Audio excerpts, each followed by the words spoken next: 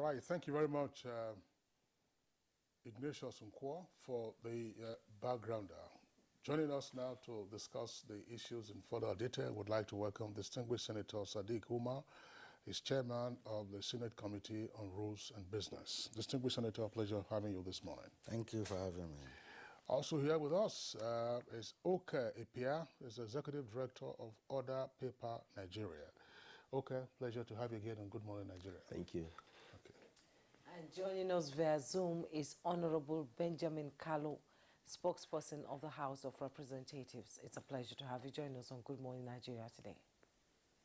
Thank you very much for inviting me, and viewers, thank you for tuning in. All right, gentlemen, once again, welcome to the program. Let's begin with the upper legislative chamber, the chairman of the Senate Committee on Rules and Business. Plenary is resuming in a matter of hours. What is on the cards?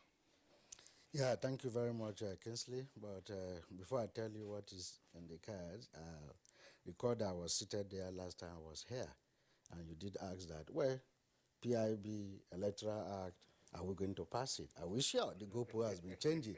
And I say, I was cocksure we are going to pass. So, on behalf of you, let me congratulate the National Assembly for keeping our promise. This night assembly is a serious one. We keep our words. Now, congratulations. Congratulations to us all. Thank you very much. Now, from there, we are continuing again. After recess, most legislatures are refreshed now, and we are ready to contribute our quota in moving Nigeria forward. So one of the key, bills we are expecting as we resume is the constitutional amendment bill.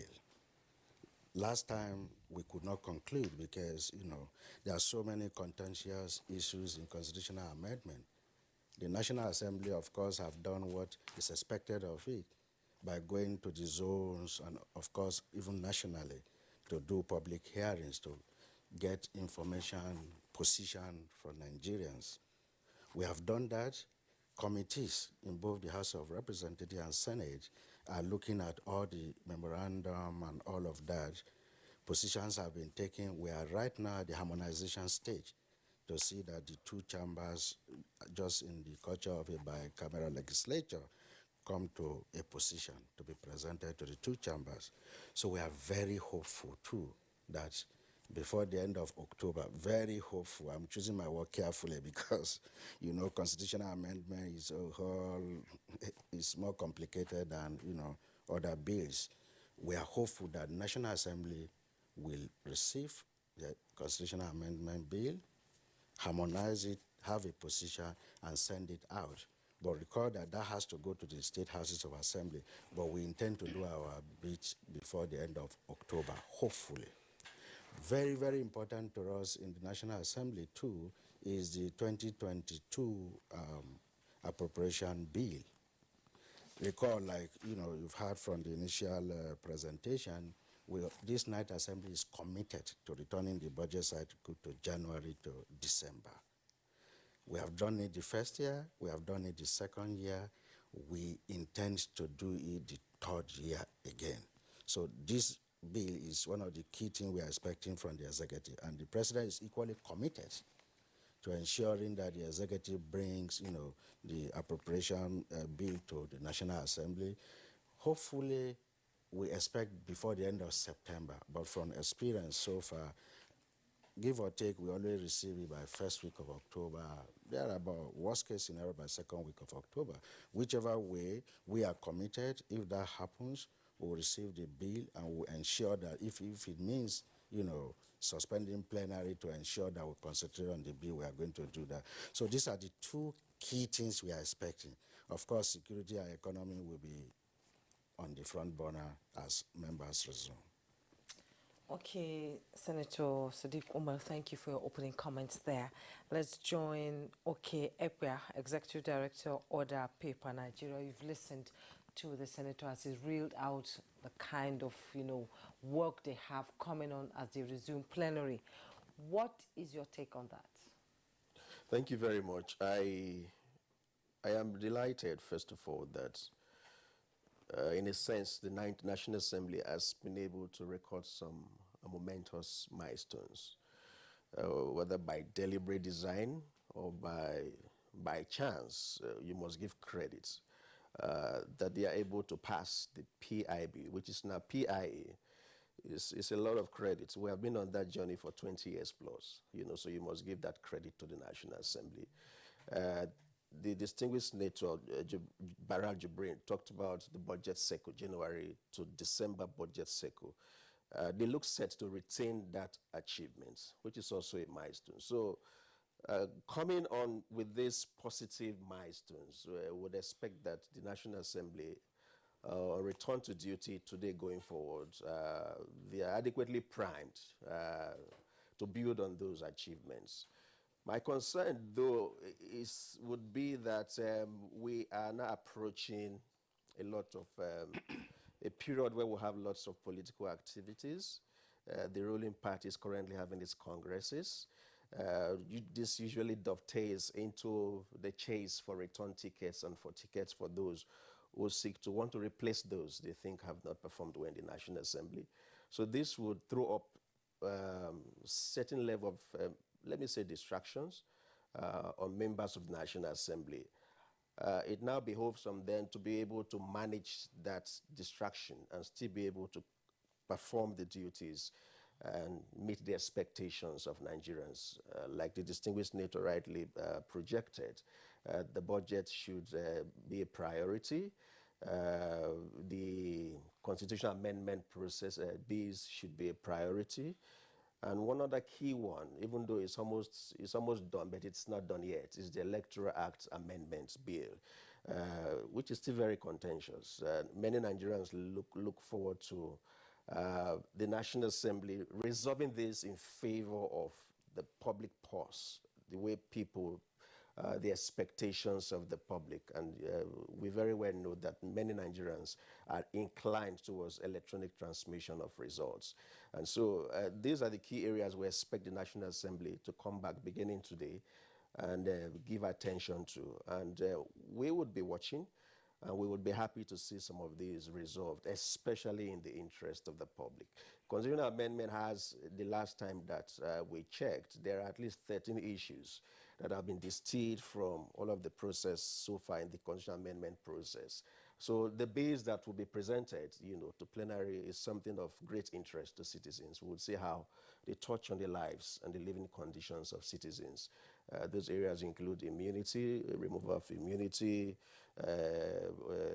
autonomy for independence of accountability institutions, the Office of the Auditor General, and all of that. There are issues around tenure of office at the local governments, in fact, autonomy of the local council system. So there are 13 key issues that are of great interest to citizens who will be watching out to see how this play out.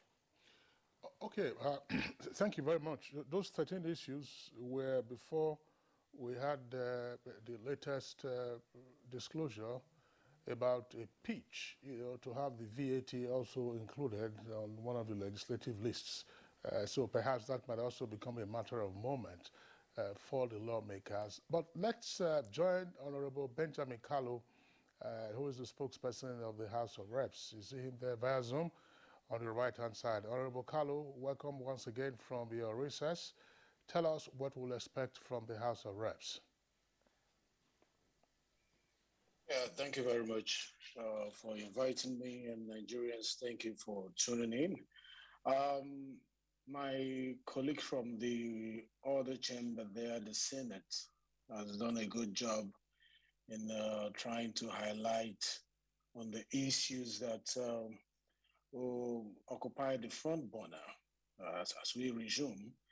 But let me not fail to mention that though we are resuming today, there will be no plenary today, because in our custom, when we lose a colleague, we usually step down proceedings for a day in honor of the dead. So we lost one of our members, the House of Representatives from Ondo State, popularly known as Expensive. So when we resume today, it will be to honor him, and then we will reconvene tomorrow.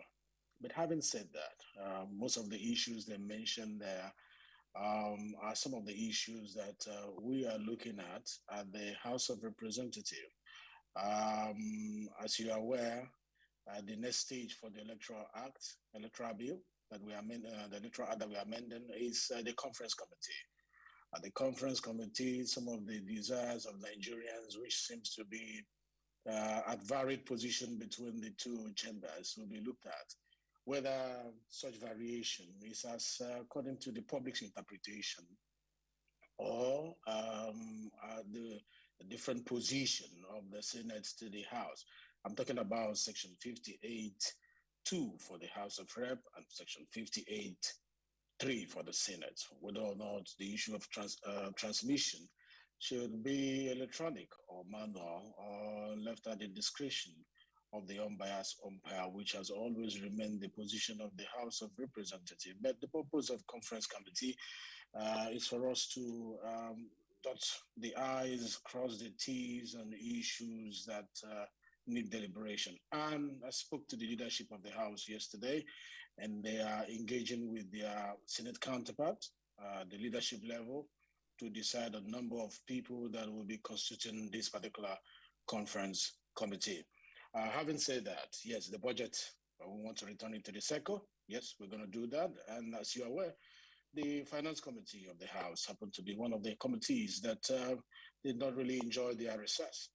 You know that the president on the 8th of July sent the MTF to the National Assembly, and the Finance Committee shelved the annual recess to consider the MTF in order to ensure the House maintains this annual budgetary cycle. And you know, MTF is a 3-year planning tool prescribed by the Section 11 of the Fiscal Responsibility Act, to define government socio-economic and development objectives and priorities, and to set out key parameters and assumptions underlying fiscal policies.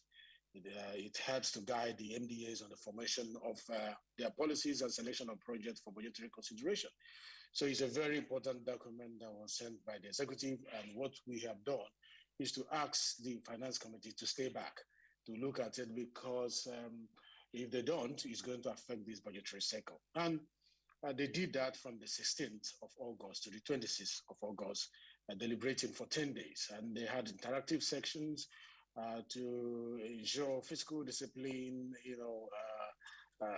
and probity by government-owned enterprises to avoid leakages and all the rest of them. This was the core essence of interacting with the public. And they made findings and also look at the parameters upon which the MTEF was based. The MTEF is for 2022 to 2024. And they discovered that it was premised on the World Bank forecast. The average of $60 per barrel in 2022 for budget realism. As you are aware, it's always suggested that benchmark is below this particular projection by the World Bank, and the MTEF was projecting at 57 on oil price for 2022 and 55 oil price in 2023 as well as 2024. We also found out that the proposed oil production is expected, daily production is expected to be at 1.88 million barrels per day in 2022, and exchange rate was also pegged at 410.15 from 2022 to 2024. Inflation rate was at 13% in 2022 and in 2023, and 10% in 2024. GDP growth was also pegged at 4.20% in 2022. These are some of the parameters, and the aggregate revenue available for 2022 budget from their report is 7.26 trillion, out of which 3.16 trillion will come from oil-related sources. The 2022 expenditure framework is put at 13.98 trillion, and capital occupying about 26% of the total expenditure. I'm worried here because the continuous provision of the subsidy remains a major concern and a major drain to the government revenue. The report also looked at some MBAs who were merely recycling budget proposals, indicating lack of proper needs analysis. You know, they just garbage in, garbage out. And also some revenue generating agencies were utilizing the IGR in flagrant disregard of Constitution, the Constitution and the Financial Responsibility Act, by failing to remit some of these funds to the federal government. Some agencies are also underreporting their revenue. We found some of these things out. Some of the agencies act as self-serving and without national interest at heart, because they deliberately Honorable Benjamin Kalu, we'll get to that. Let me round. We'll get to that in the course of the program. You'll get to, explain it more when we return to you. And let me now come back to the studio where Senator Sadiq Umar is sitting. You have a lot on your plate. Quite a huge plate, I can see. And just like Mr. Okeepia said, time is of essence. Which of these bills are in dire need of looking into by the National Assembly to ensure that it moves forward? And the electionary year is just around the corner. You people will start going back to your constituency to start campaigning. What are we going to do, you as a National Assembly, moving forward? What are the bills that needs immediate attention right now? Thank you very much. Before I answer that, thank you, for recognizing the efforts of, the Night Assembly. However, he did mention that whether by accident or by design, for the record, is by design. That's fine. And that is why I am aware that both chambers, we have our legislative agendas. We are clear. There's a framework what we want to deliver. So it's in that same light that I will say that with all the distractions expected, we have a plan. And when you plan, you take attention to that distraction and plan with it. So for the bill that is priority, I think it is the 2022 appropriation, bill, because we want to maintain that budget cycle and we want to play our part so that the executive knows that we have done what we need to do. The ball is now in their court to implement the budget. Closely related to that too is the Electoral Act. We need to close this, contention on what we want to do with the transmission. And like, the Honorable said, there's a conference committee that is being packaged right now by the leadership. And I'm sure they are going to come out with what is appropriate for Nigeria and for the future. For we lawmakers, we understand that lawmaking is not about responding to the mood immediately alone. We are interested in the future. We make law, for the future.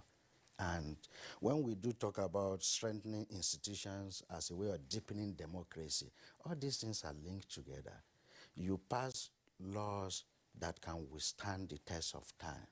You pass laws that is needed, that responds to the realities around your environment.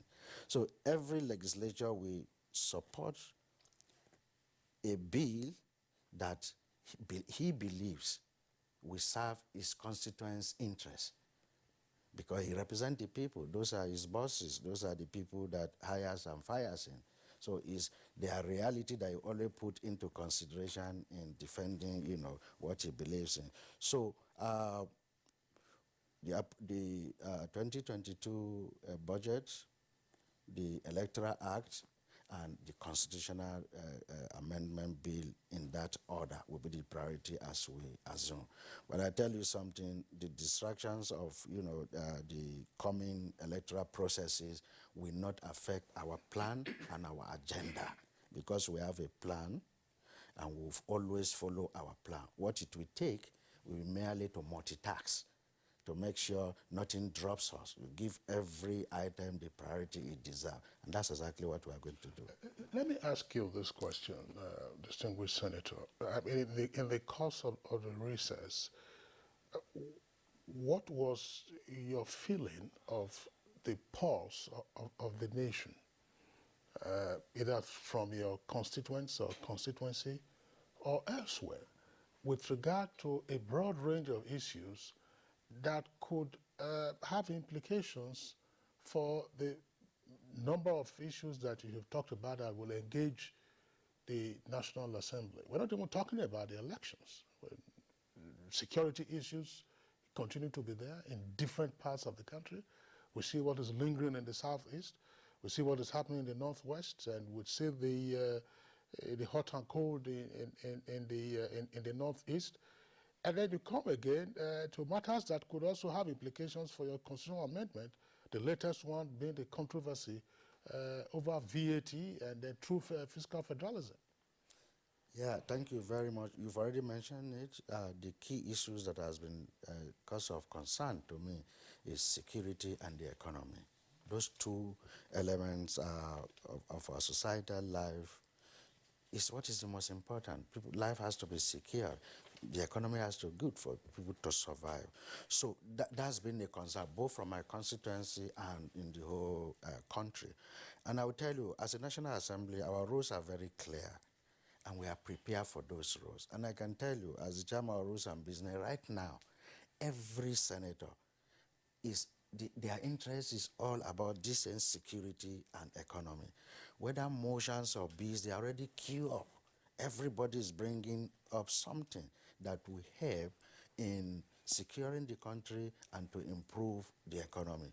But there's just the little we can do as a National Assembly. We can only play our role.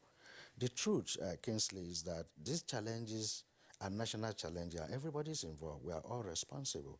We overrate the capacity of government. Unfortunately, government is the team lead and has to take responsibility. But everybody is responsible. Communities are responsible. Citizens are responsible. Everybody is responsible. What we need is patriotism and national cohesion for us to all come together and agree that this is an existential threat to us. And we all need to, and by the way, the media has a strong role to play. Social media there's so much abuse in social media, and it's not helping matters. We need to all come together and agree that there is a threat to our existence as a nation. Let's hold on a little and think of the future of this country, and let's join hands together and address each of these issues, or else, like we are saying, elections are the end of it. Without stabilizing security, making sure people have something to eat, even if it's once in a day. There are people that don't have anything to eat in a day in this country. Until we do that, we will not be even talking about elections. For us in the National Assembly, we are clear with our responsibility, and we don't take it lightly. Like I've read out the statistics last year, it's still going to happen this year. Everything that you say every senator brings to the floor of the House is always about the key issues that is disturbing us in this country, is security and economy. But I'm saying that we will play our role. We will do what we need to do. But there are other players, both known and unknown players. There are some known players that are not seen, but some of them have even stronger roles than those we think are responsible in these problems we are facing. So we are prepared, and we'll do our bit. Thank you. Mr. Oke, you're a known player, and you've been observing whatever has been going on in the National Assembly for quite some time now. He has reeled out some bills that needs to be looked into. Which of these bills do you think needs their attention right now? I would agree with him in the order of priority that he has listed those bills. The budget bill that should come usually would be preceded, or at about the time it comes, by a tradition of oversight, a performance over the MDAs. I don't know if they are going to do that this time like they usually would do. They would resume, and then most times actually take a break from plenary, a week or 2 or 3, and go on this dedicated massive oversight over the MDAs. Maybe they would do that. They would tell us if they would do that. I raised this point because distinguished senator was talking about the roles of the National Assembly and that other actors also have their roles. But the National Assembly has an overarching role over virtually every other actor by performance of the function of oversight. So yes, they could make laws and make resolutions. They also have that function, which no other organ of government, no other arm of government has, which gives them that exclusive powers, which they sometimes do not fully utilize or not adequately utilize for reasons around, let's not rock the boat, partisan, this, cordiality and all of that. But I think we need to see more of oversight. That's the point I'm making. There is a whole lot of concerns that we already agree around the security situation in this country. I am not sure we are getting adequate oversight over that sector from the National Assembly. We acknowledge that oversight over security is not something that is easily seen or perceived or seen. Let me use the word seen by everybody. Sometimes they have these meetings closed door and all of that, But we think that if there is effective oversight, we should have more results. More results, I say. This is not to mean that we're not seeing some results from the security operatives and the security agencies, but we would have more results. What is it that they lack? We see an inclination by both arms of government, the executive and the legislature, readily to provide these things. The last supplementary budget that they approved before they went, security sector funding was a huge part of it.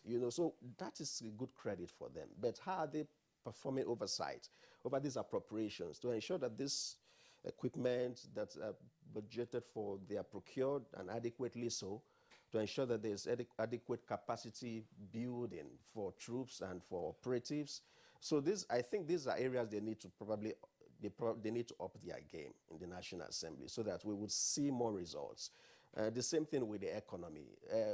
They would do this oversight over MDAs one way or the other. Would that impact? How much impact would it have, in the consideration of the budget bill for 2022? So that like the wastages that Honorable Kalu mentioned, garbage in, garbage out scenario, we should see less and less of those, if not a total elimination. This is what oversight entails. If these things continue to happen, then it raises the flag and questions around adequate oversight.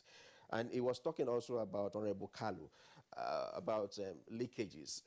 This is one key area I also want to raise with the National Assembly. In fact, this is an appeal on behalf of the citizens of this country. They need to quickly pass the Fiscal Responsibility Act Amendment Bill. That bill has gone through second reading. It has gone through public hearing in the Senate. There should be an urgency around that bill because that is a bill that is that will help a lot to curb all of these wastages that we see and we talk about in governments.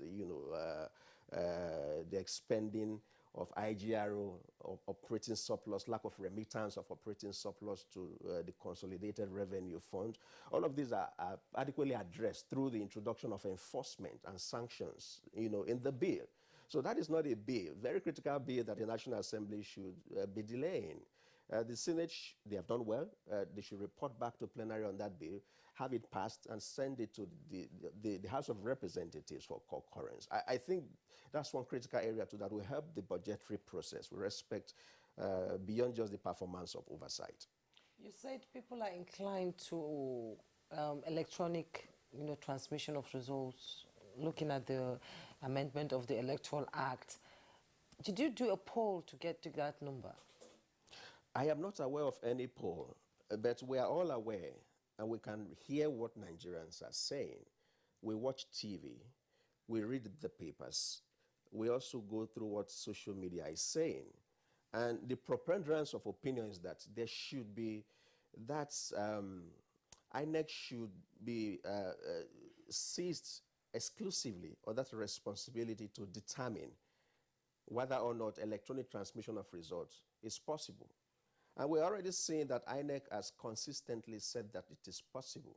In fact, they only recently introduced a new innovation in the electoral process that they intend to use. I think they used it in the by-elections in Delta State recently, just this last weekend. They want to use in the forthcoming November elections in Anambra State, the governorship elections in Anambra State. So that's an agency that continues to prove that it can do it. So it is not a matter of poll. It is a matter of what we perceive. It is a matter of what we see and hear. You see the position taken by the House of Reps. It was very contentious before they even arrived at that position. Even in the Senate, the committee laid by the Senate, is not entirely what was adopted. Even the chairman of that committee did not vote for some of the resolutions of that. You understand? So we see a situation where looking beyond a scientific poll, as you may say, It may not be available, I am not aware, but we can say for sure that Nigerians are desirous of an electronic transmission of results to increase the authenticity, the credibility, and the reliability of our elections, and reduce all of the violence and thuggery that is usually associated with the electoral process.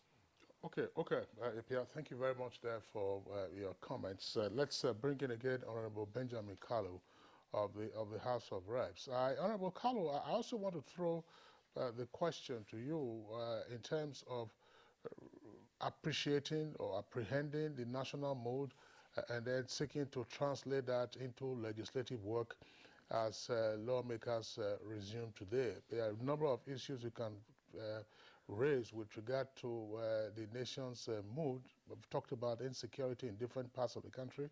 You are from the Southeast, you know what is happening there. We also have the issue of incessant strikes, and one is currently ongoing by Association of Resident Doctors. And despite the intervention recently by the president, we're reading the headline this morning, the resident doctors saying that the meeting with the NMA that the president convened, of course, has no implication for them. So we have all kinds of things. ASU the other day was sounding a gong that they just might get back to the trenches. And as I mentioned earlier, there's the latest issue of an attack or a quest for true fiscal federalism through the VAT controversy. Yeah, thank you, Mr. Kingsley. Just like the senator said, the mood of the nation is that they should feel more secure. And you know, the primary purpose of government is to ensure the security of lives and the welfare of citizens as well. This is our mandate as government. And if you summarize the needs, the expectation, the hunger, the desire of Nigerians, in that mood, it doesn't go beyond these two fundamental elements of our mandate as government.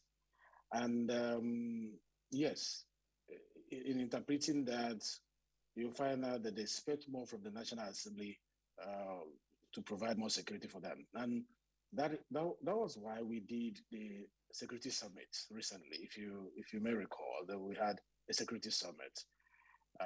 It was a reflection of the pressure from the public and what we have witnessed, because we are actually part of the public. We are part of the citizens of this country, and it affects every one of us. We had that security summit, but it didn't just end there. A report had been forwarded to Mr. President. Recommendations have been made.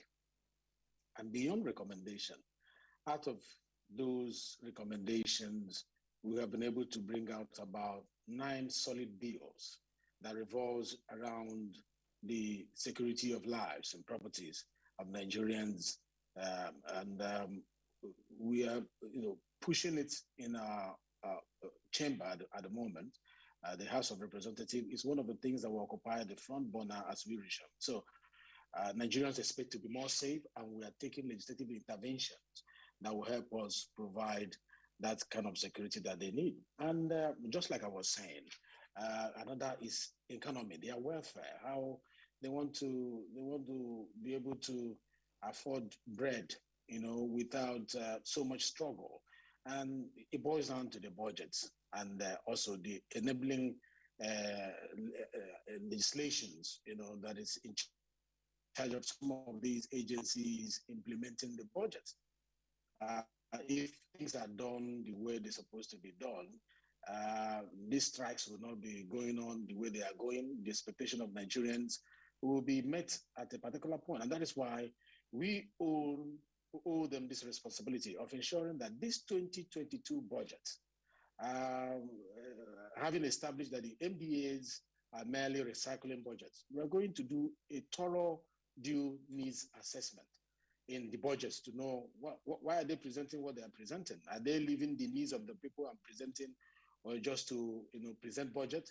And also there is urgent need, since our economy is dependent on oil, there's urgent needs for us to establish the actual daily PMS consumption, as data from stakeholders are conflicting. You know, we're spending so much money, and money that's supposed to go to other areas of needs of the Federation is being written off through certain data that, you know, does not justify what we are seeing on ground. And also, there is the need for us to amend establishment acts that have allowed agencies to spend their IGR without remitting to federal government, because it is from this IGR remitted to federal government, they're able to take care of their responsibility. So we, as the the arm of government charged with the responsibility of handling this oversight function, this watchdog function, is going to ensure that this is done. And we have some recommendations that have been made, you know, from the summary. My interest actually is the MTEF, because if you do the analysis of the MTEF very well, you find out if we can handle it very well, if we can, analyze it very well, pick up certain things which has informed the position of the executive, which may not be reflective of the mood of the nation, we'll be able to stop it there, so that the budget will not carry on with what had been proposed, in the MTEF. So, as we resume, we are looking at this recommendation of the Committee of Finance that has said that we should investigate the discrepancies in the data provided by Custom, NMPC, PPRA, Petroleum Equalization Fund, DPR, regarding daily crude oil production and PMS supply. And also, we also going to look at these agencies spending money without regard to the Constitution and the Financial Responsibility Act. So if we're able to close up all these areas where money is leaking, that money will go back to the citizens to take care of issues like these strikes that is pegged on not receiving their salaries, like the medical doctors receiving their salaries on time, because most of these strikes are not based on any other thing than, we're not getting the welfare that we're supposed to get. Look at, yesterday was the Judiciary Day, and the judicial arm, they are saying our welfare is not enough. And I totally agree with them. They are part of the citizens. Sometimes when we describe citizens, it's as if we cut out certain people at various levels. It affects everyone. The judiciary is saying our welfare package, our take home is not sufficient for us to be able to carry our responsibility as it's supposed to be. Where is that money going to come from if there are leakages? So the mood of the nation is that we should step up our game, both at National Assembly, to make sure we block these leakages, to make sure we are more accountable, to make sure that their interests and what actually affect them becomes our own concern. And we are pledging, we are actually assuring Nigerians that in looking at this 2022 budget, it's not going to be business as usual. It's going to be interest of Nigerians and nothing but interest of Nigerians. And we are going to turn the table with this one. And I expect Nigerians to give us their support as we approach the presentation of budget that is going to be done by so many agencies, and the questioning that is going to be asked to ensure that whatever they are presenting will help us close all these gaps that are currently existing in Nigeria. Okay, Honorable Benjamin Kalu, thank you so much. Thank you so much.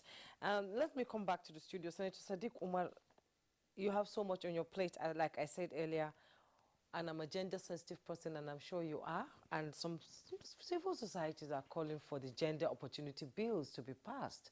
Would that be in consideration anytime soon? Well, like you said, I am. I have a mother, I have a wife, I have a daughter, and they are the most precious persons around me. So yeah, we'll be looking at that. In fact, the Senate, where I sit, is a very gender-sensitive Senate.